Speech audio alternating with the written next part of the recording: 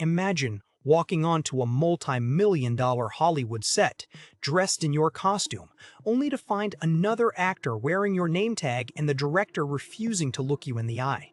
That is the exact psychological warfare that was happening behind the scenes of one of the greatest sci-fi movies of all time.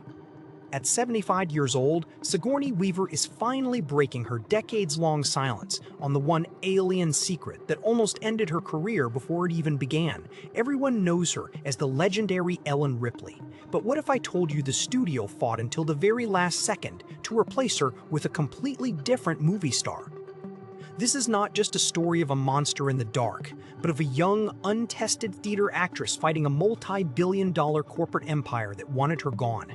In the late 1970s, science fiction was still reeling from the explosive success of Star Wars, but 20th Century Fox wanted something darker, grittier, and far more terrifying.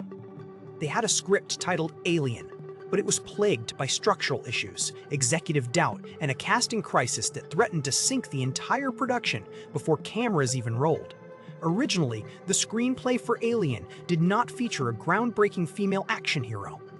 In fact, the script was written with 10 male characters, under the assumption that an all-male crew would make the most sense for a commercial space tug like the Nostromo. But producers Walter Hill and David Giler had a radical, almost suicidal idea for the era. What if they changed the gender of the final survivor to Ellen Ripley, specifically because they believed no one in their wildest dreams would expect a young woman to be the sole survivor of a cosmic slaughter? It was a stroke of genius on paper, but in the boardroom, it was met with cold, hard resistance. But why did 20th Century Fox view Sigourney Weaver as a catastrophic threat to their bottom line? And what was the hidden clause in her contract that almost got her fired on day one? The executives at Fox were terrified of a female lead in a high-budget horror film. They believed audiences wouldn't buy a woman as an action authority figure, and they desperately wanted an established, bankable male star to lead the cast. Even when director Ridley Scott insisted on a female lead, the studio pushed for Hollywood icons who already had massive drawing power. Sigourney Weaver was a virtually unknown, towering, 6-foot-tall stage actress with zero film experience.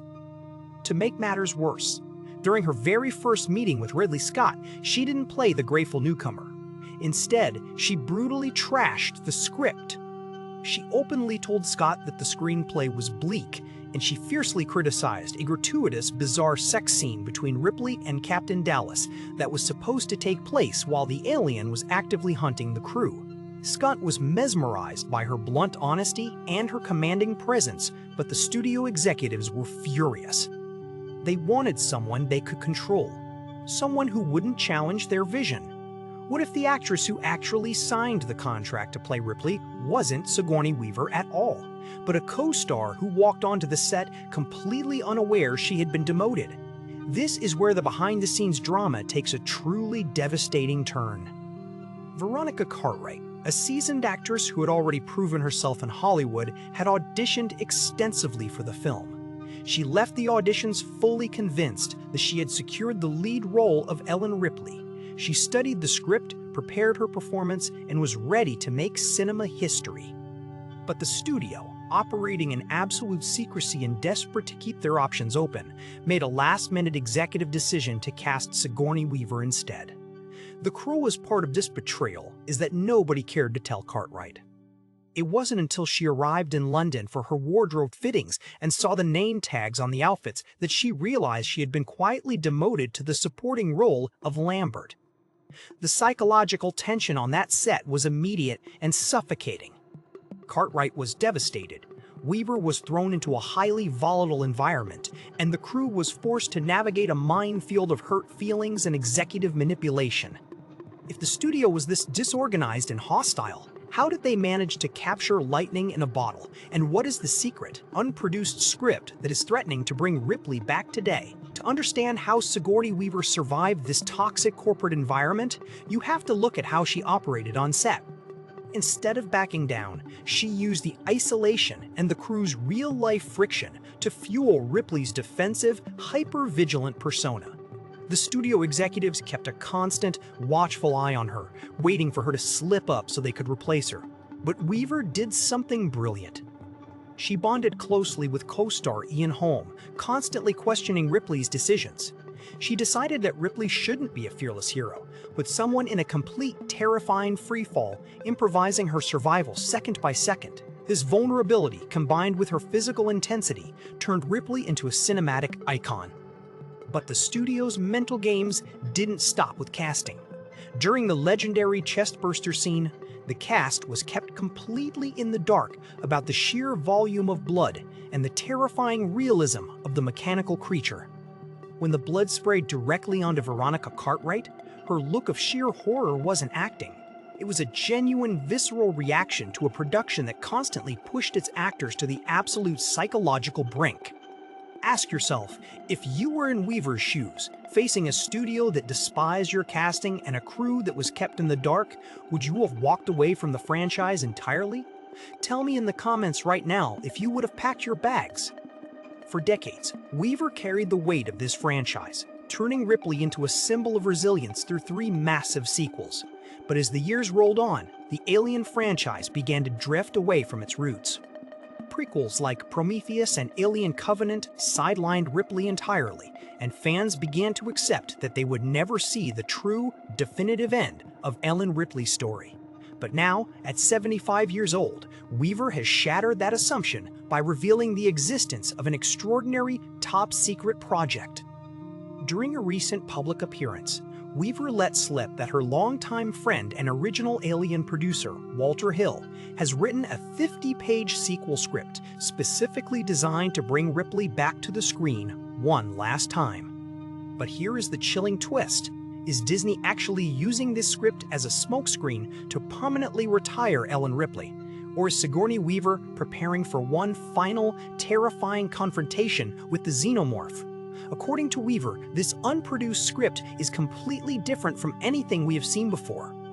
The plot is deeply psychological and devastatingly dark. It reveals that after everything Ripley did to save humanity from the xenomorph threat, the corrupt society and the Weyland-Yutani Corporation did not reward her. Instead, they incarcerated her. Because she knows the truth about the creature and the company's greed, she is viewed as a highly dangerous liability, a problem to be tucked away and forgotten. Weaver admitted that she has actually met with Disney and Fox to discuss this very script. For years, her stance was to let Ripley rest and recover, believing her journey was over.